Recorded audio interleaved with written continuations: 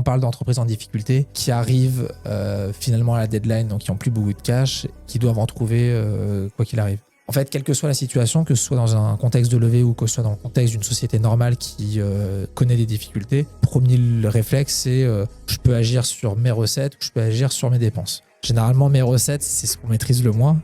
Donc, ce qu'on va faire, c'est qu'on va plutôt aller taper sur les dépenses. Donc après, on peut faire aussi des coups de non, je crois vraiment à mon projet, je vais continuer sur les dépenses et j'aurai mes recettes. Les dépenses, c'est assez facile, c'est une revue et de faire du cost-cutting. Tout ce qui n'est pas nécessaire, tout ce qui ne te permet pas de générer de la vente, bah, tu le diminues. Nous, c'est comme ça qu'on l'avait fait. Et derrière, il y a aussi tout un volet people qui est de se dire, aujourd'hui, j'ai soit la boîte qui se plante complètement et donc je perds 100% des emplois, soit je décide de faire un plan et de perdre une partie des emplois et donc c'est des arbitrages qu'il faut faire qui sont pas très très marrants mais parfois malheureusement on est un peu obligé de le faire. Donc ça c'est le volet où je vais diminuer les coûts, sachant que licencier des personnes c'est aussi un surcoût. Donc c'est pour ça qu'il faut pas se réveiller au dernier moment en disant ouais mais si je cut la moitié de mes effectifs c'est bon, j'arrive à tenir 10 mois. De renouer supplémentaire. Ouais, non, mais tu dois payer, alors surtout en France tu as des indemnités et après derrière c'est comment je trouve plus de financement. Une fois que j'ai diminué mes coûts, mon cash burn et que j'ai augmenté mon runway, structurellement, si je continue à perdre de l'argent, il faut quand même que j'arrive à trouver des fonds. Donc c'est soit je suis dans une logique de levée de fonds et j'arrive à persuader quelqu'un de